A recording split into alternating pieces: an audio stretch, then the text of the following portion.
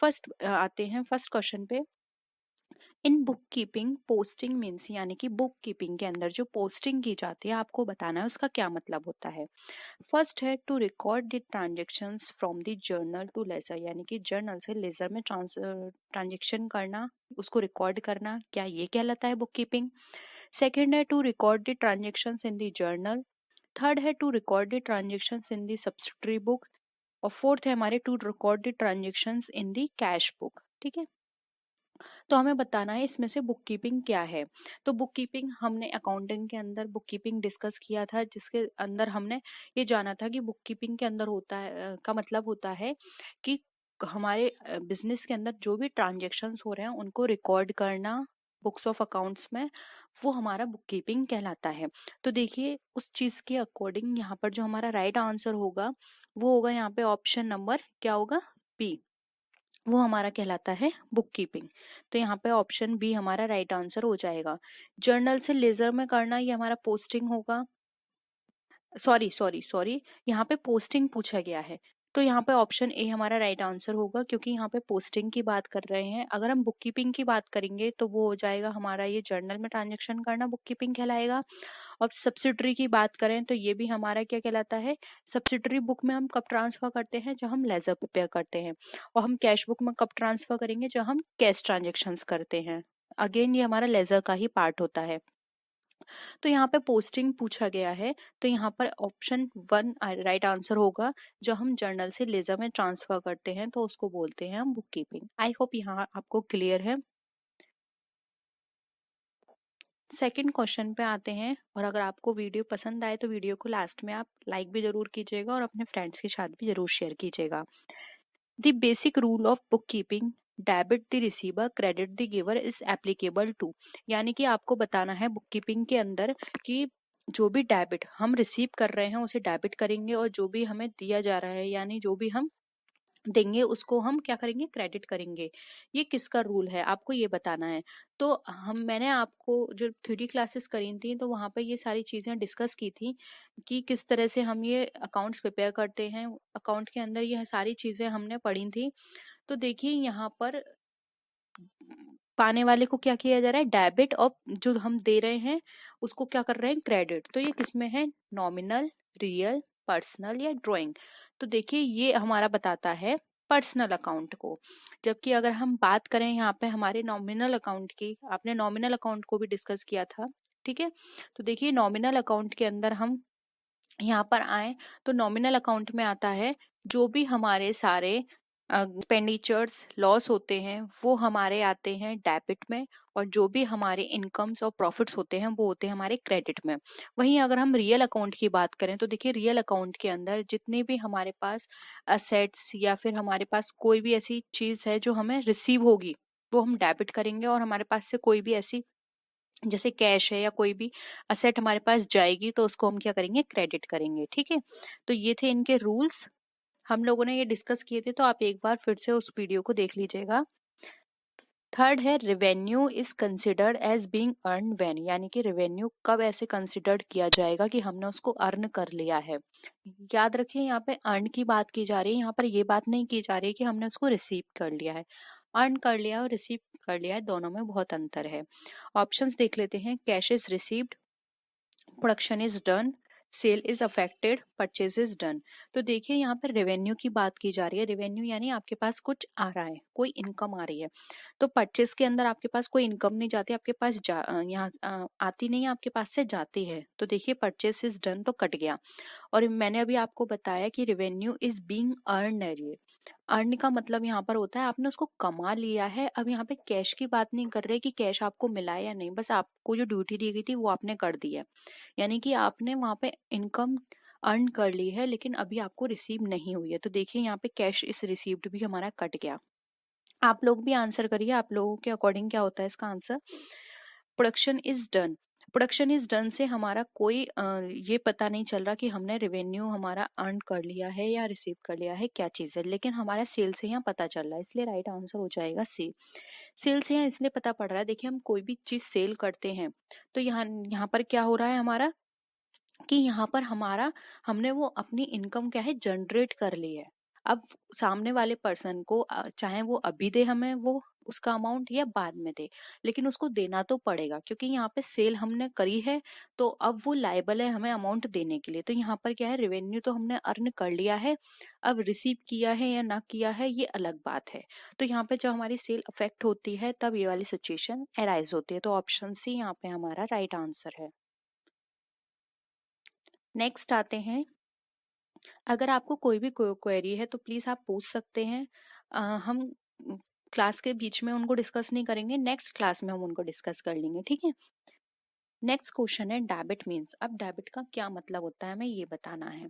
Option है decrease in assets, increase in liability, an entry on the left hand side of an account, या फिर moderate increase in liability. अब देखिए यहाँ पर हम बात कर रहे हैं डेबिट की, तो आप बताइए क्या होगा इसका मतलब, आंसर करिए। आपके अकॉर्डिंग क्या लगता है क्या ऑप्शन होना चाहिए इसका? देखिए हम डेबिट की बात कर रहे हैं, तो आपने इतने सारे अकाउंट्स अभी तक प्रिपेयर किए हैं, ठीक है। तो आपने देखा होगा जब भी हम अकाउंट बनाते हैं इस तरह से बनाया जाता है। ये हमारा क्या हो गया, डेट का कॉलम, ये हमारा पर्टिकुलर का कॉलम हो गया, ये हमारा अमाउंट का, देन फिर डेट का, पर्टिकुलर्स एंड अमाउंट। तो यहाँ पर हम क्या लिखते हैं, डेबिट, और ये इस वाले पोर्शन में लिखते हैं क्रेडिट। यानी कि ये हमारा राइट साइड पे क्रेडिट है और लेफ्ट साइड पे क्या है, हमारा डेबिट। तो देखिए इसके अकॉर्डिंग ऑप्शन जो है थर्ड वो हमारा राइट आंसर हो जाएगा। ऐसी कोई भी एंट्री जो फिर हम अकाउंट के लेफ्ट हैंड साइड पर बनाते हैं उसको बोला जाता है क्रेडिट, और अगर हम उसको राइट हैंड साइड पर बनाएंगे तो उसको बोला जाएगा क्रेडिट। आई होप ये क्वेश्चन आपको क्लियर है, ठीक। Money measurement concept, going concern concept, accounting period concept, या फिर अकाउंटिंग एंटिटी कॉन्सेप्ट, बताइए। ये सारे कॉन्सेप्ट आपको पता है ना? अगर नहीं पता है तो प्लीज बता दीजिए, हम इसको एक एक करके डिस्कस कर लेंगे। बहुत सिंपल है।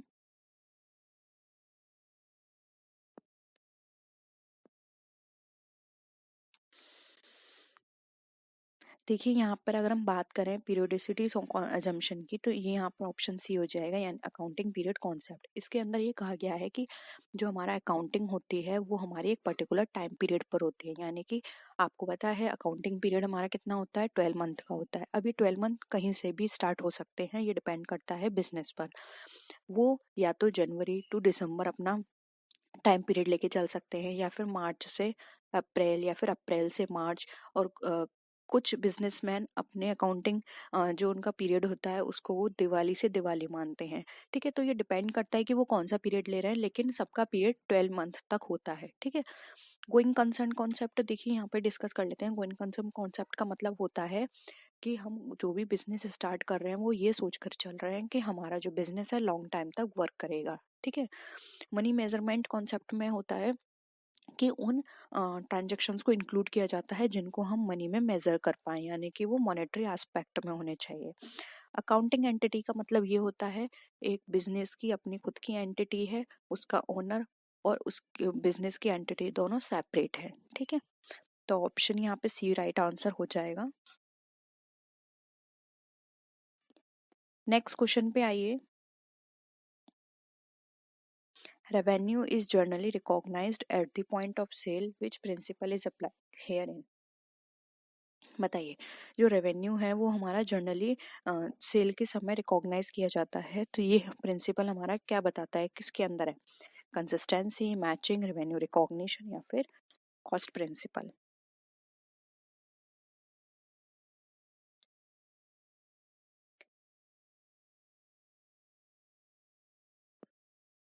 देखिए यहाँ पे ज़्यादा डिस्कशन करने की जरूरत नहीं है। हम यहाँ पर साफ देख सकते हैं रेवेन्यू रिकॉग्निशन के अंदर ये हमारा बात कही गई है। रेवेन्यू रिकॉग्निशन का मतलब होता है जहाँ पर हम ये रेवेन्यू को देख पाएं कि हमारी सेल हुई है, यानी कि हमें कुछ रिसीव हुआ है, यानी कि हमने कुछ ना कुछ सेल किया है। अब वो चाहे कुछ सेल किया हो चाहे हमने अपनी सर्विस सेल की हो, ठीक है। मैचिंग का मतलब होता है डेबिट और क्रेडिट मैच होने हैं, यानी कि दोनों साइड मैच होनी है। कंसिस्टेंसी का मतलब होता है हम कोई भी मेथड अडॉप्ट कर रहे हैं तो उसमें कंसिस्टेंसी होनी चाहिए। ऐसा नहीं है हमने एक साल कोई और मेथड अडॉप्ट किया, दूसरे साल कोई और मेथड अडॉप्ट किया, तो इससे क्या होगा, हम कभी भी अपने फर्म की बैलेंस शीट को अपने फर्दर फ्यूचर के लिए हेल्प में नहीं ले पाएंगे, क्योंकि हमने पहले कोई और मेथड अडॉप्ट किया था, तो हमारा जो अमाउंट था या हमारी कंपनी के जो प्रॉफिट्स थे वो कुछ और थे। अब हमने कोई और मेथड अडॉप्ट कर लिया, तो हम उससे क्या होगा, उससे हेल्प नहीं ले सकते, कंपैरिजन नहीं कर सकते, इसलिए कंसिस्टेंसी होनी चाहिए। कॉस्ट प्रिंसिपल में हम अपने जो भी कंपनी के अंदर गुड्स या सर्विस की बात करते हैं, तो वो कॉस्ट के बेसिस पे की जाएगी, उनका कैलकुलेशन होगा कि कितनी कॉस्ट पर्टिकुलर 1 यूनिट पर आ रही है, ठीक है। तो हमारा कॉस्ट प्रिंसिपल है। नेक्स्ट आइए, the assumption that a business enterprise will not be sold or liquidated in the near future is also is known as, यानी कि एक ऐसी assumption जिसमें हमारा बिजनेस एंटरप्राइज सोल्ड नहीं होगा और ना ही लिक्विडेट होगा नियर फ्यूचर में, वो हम क्या कहेंगे? अभी अभी मैंने आपके साथ डिस्कस किया, आप इजीली बता सकते हैं। ऑप्शंस हैं monetary unit, going concern, conservatism या फिर पीरियोडिसिटी। बताइए क्या हो जाएगा इसका आंसर?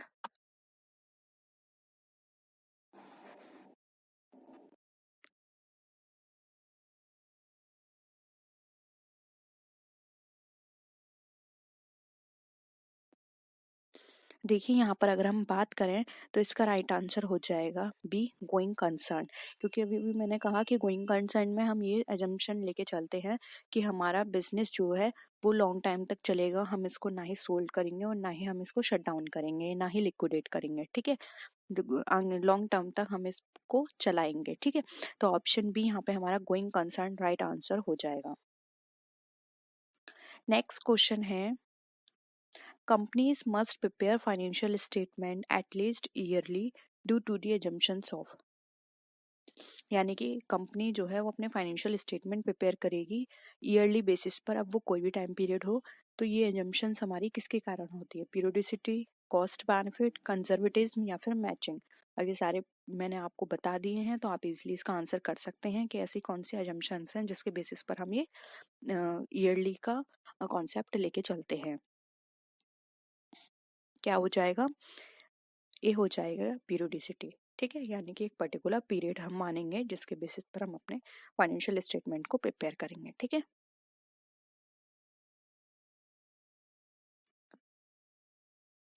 नेक्स्ट आइए, following the WDV written down value method of depreciating a particular asset year after year, state the name of the relevant accounting principle applied herein। यानी कि जब हम रिटन डाउन वैल्यू मेथड जो हमारा depreciation का है उसको हम ईयर आफ्टर ईयर जो हमारी वैल्यू निकल कर आती है, तो वो हमारे किस प्रिंसिपल, अकाउंटिंग प्रिंसिपल में से रिलेटेड है या फिर रेलेवेंट है? बताइए।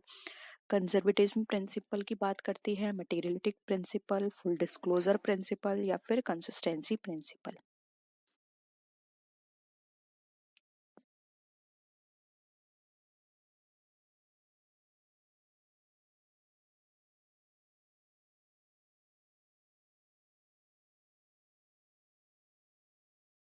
क्या हो जाएगा आंसर? देखिए यहाँ पर हो जाएगा ऑप्शन डी, क्योंकि देखिए कंसिस्टेंसी की यहाँ पे बात की जा रही है, यानी कि अगर हम किसी भी असेट पर written down value method adopt कर रहे हैं तो हमें हर साल वही करना है। अगर हम अपना चेंज कर देंगे तो हमारी जो असेट की जो रियल वैल्यू है वो निकल कर नहीं आएगी। इसलिए हम अगर एक साल हमने ये वाला मेथड अडॉप्ट किया है तो नेक्स्ट ईयर भी हमें वही करना है, तो कंसिस्टेंसी हमें बना के रखनी है, ठीक है।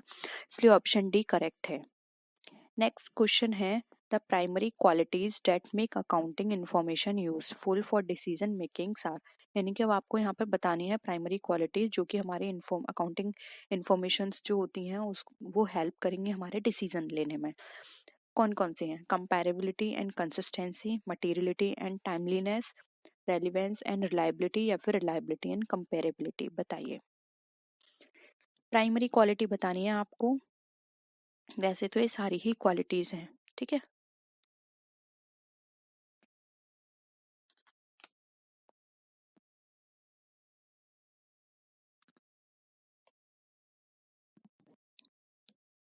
क्या हो जाएगा?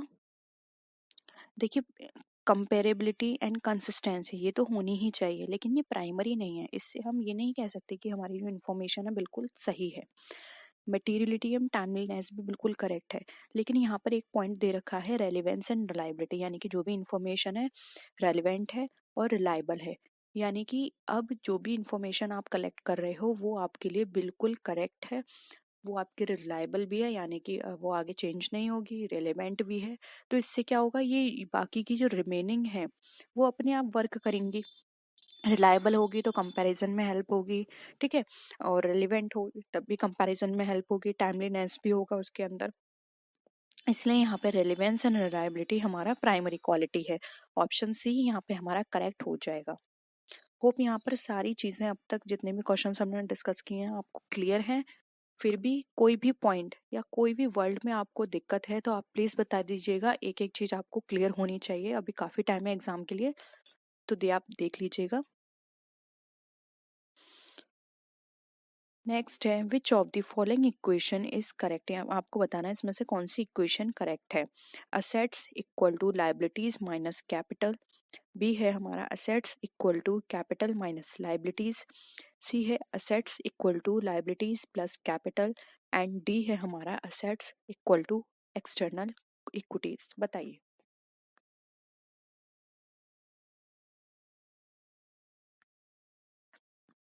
कौन सी इक्वेशन आपको करेक्ट लग रही है। देखिए इस तरह की चीज करने से पहले आप खुद ही अपने आप एक चार्ट बना लीजिए। आप बैलेंस शीट प्रिपेयर करते हैं तो किस तरह का फॉर्मेट होता है उसका। देखिए यहाँ पर होती है हमारी असेट, ये होती है हमारी कैपिटल, एंड ये होती है हमारी लाइबिलिटीज, यानी कि कैपिटल और लाइबिलिटीज प्लस होंगी और वो हमारे इक्वल होंगी एसेट के। अब ये देख लीजिए आपको कहाँ पे मैच कर रहा है। Assets liabilities minus capital cut गया, असेट्स कैपिटल माइनस लाइबिलिटीज ये भी कट गया, assets equal to liabilities plus capital ये बिल्कुल करेक्ट है। ठीक है, सिंपल है, इजिली आपने ये निकाल लिया इसका आंसर। ठीक है, नेक्स्ट आइए।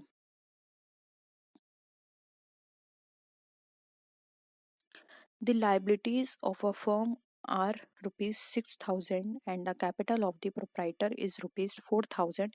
The total assets are, बहुत ही सिंपल है। अब ये जो मैंने आपको चार्ट बताया था उसके बेसिस पे आप इसका आंसर निकाल लीजिए। 6,000 होगा असेट्स की वैल्यू, 2,000, 10,000 या फिर 5,000। बताइए क्या होगा आंसर।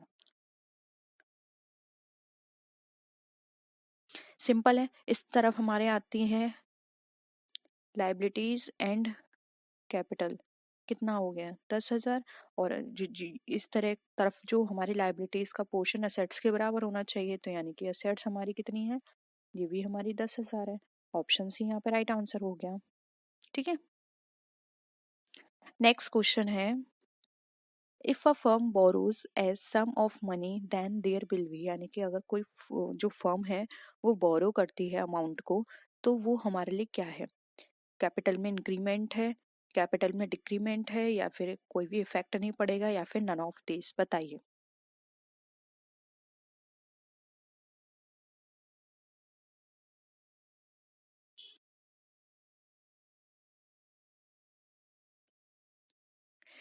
देखिए बहुत सिंपल है, अगर आपने कोई भी अमाउंट बोरो किया है कहीं से भी, ठीक है, और उसको फॉर्म में लगाया है तो आपकी कैपिटल तो इंक्रीज हो जाएगी, लेकिन साथ ही साथ असेट साइड जो आप शो करते हैं क्रेडिटर्स, ठीक है, करंट असेट्स में क्रेडिटर्स वो भी आपके बढ़ जाएंगे। तो एक तरह से क्या होगा, कोई भी इफेक्ट नहीं पड़ा, क्योंकि यहाँ भी बढ़े और वहां भी बढ़ गया, दोनों का अमाउंट इक्वल हो गया। जैसे कि फॉर एग्जाम्पल लाइबिलिटीज आपकी बढ़ गई 5,000 50,000 से, और वहां पे करंट असेट्स की बात करें तो करंट असेट्स में हम शो करेंगे क्रेडिटर्स, वो भी बढ़ गए आपके 50,000 से, तो क्या हो गया, कोई भी इफेक्ट नहीं पड़ा, तो नो इफेक्ट इन कैपिटल। ठीक है, नेक्स्ट देखिए, bank overdraft account is personal account, real account, nominal account, या फिर नन ऑफ दिस। बताइए बैंक ओवरड्राफ्ट जो है हमारा किस तरह का अकाउंट है।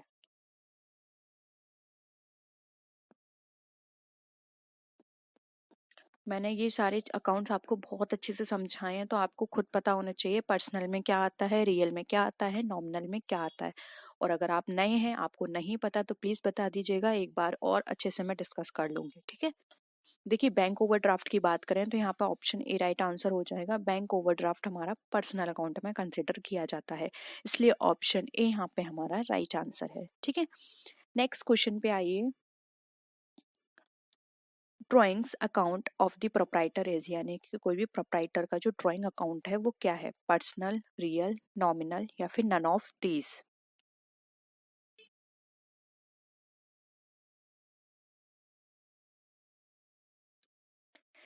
देखिए ड्राइंग अकाउंट क्या हो जाएगा? ए हो जाएगा, पर्सनल अकाउंट में कंसिडर किया जाता है। ये सारे अकाउंट आपको नहीं पता है तो बता दीजिएगा, हम अच्छे से डिस्कस कर लेंगे क्योंकि ये बहुत ही इंपॉर्टेंट है। 4 से 5 क्वेश्चंस यहाँ से आते हैं आपके एग्जाम में। Bank account is personal account, real account या फिर नॉमिनल अकाउंट।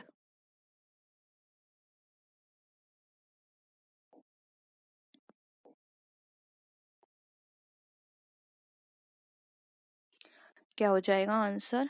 ए हो जाएगा, पर्सनल अकाउंट। बैंक अकाउंट हमारा पर्सनल अकाउंट में कंसिडर किया जाता है। नेक्स्ट है purchase account is real account, nominal account या फिर पर्सनल अकाउंट।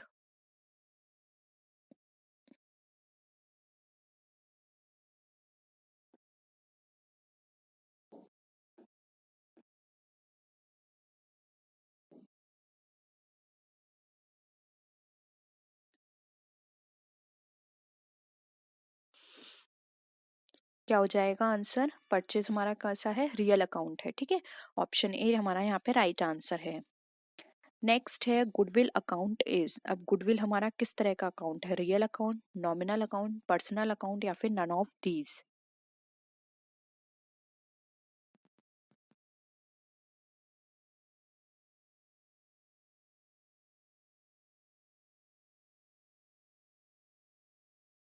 गुडविल कौन सा हो जाएगा?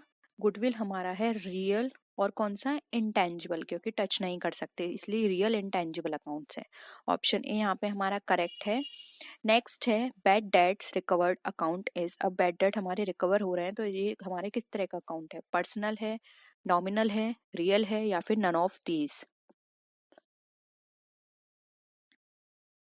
देखिए इस तरह के क्वेश्चंस आप तभी पढ़ पाएंगे जब आपको पर्सनल अकाउंट, नॉमिनल और रियल इन सब के बारे में पता होगा।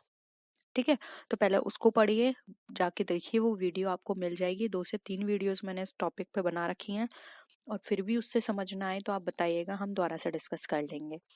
ऑप्शन यहाँ पे कौन सा हो जाएगा? बी, ये हमारा नॉमिनल अकाउंट है, क्योंकि ये हमारा क्या है? बैड डेट हमारा किस तरह का अकाउंट है? लॉस में आता है हमारा। ठीक है, नेक्स्ट है इंटरेस्ट एक्रूड अकाउंट इज, अब कोई भी इंटरेस्ट अक्रूड अकाउंट है वो हमारा किस में कंसिडर करते हैं? पर्सनल अकाउंट में, रियल अकाउंट में, नॉमिनल अकाउंट में या फिर नन ऑफ दीज।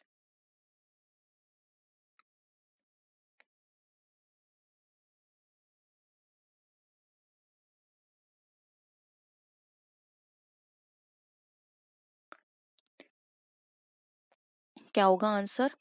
आंसर यहाँ पर हो जाएगा B, nominal account. Interest accrued account हमारा नॉमिनल अकाउंट है। ठीक है, तो ऑप्शन बी यहाँ पर राइट आंसर हो जाएगा। होप यहाँ पर आपको सारे क्वेश्चंस क्लियर हैं। किसी भी क्वेश्चन में कोई भी डाउट लगता है कमेंट सेक्शन में बताइए। आप टेलीग्राम ग्रुप ज्वाइन कर लीजिए, वहाँ पे आपको अपनी कोई भी क्वेरी पूछ सकते हैं। ठीक है, तो आज के लिए इतना ही। होप आपको सारे क्वेश्चंस क्लियर हुए होंगे। किसी भी तरह का डाउट हो आप पूछ सकते हैं। वीडियो पसंद आए तो वीडियो को लाइक कीजिए, फ्रेंड्स या शेयर कीजिए, और किसी भी तरह की कोई भी क्वेरी हो तो जरूर बताइएगा। तो नेक्स्ट वीडियो में मिलते हैं, तब तक के लिए टेक केयर, बाय बाय।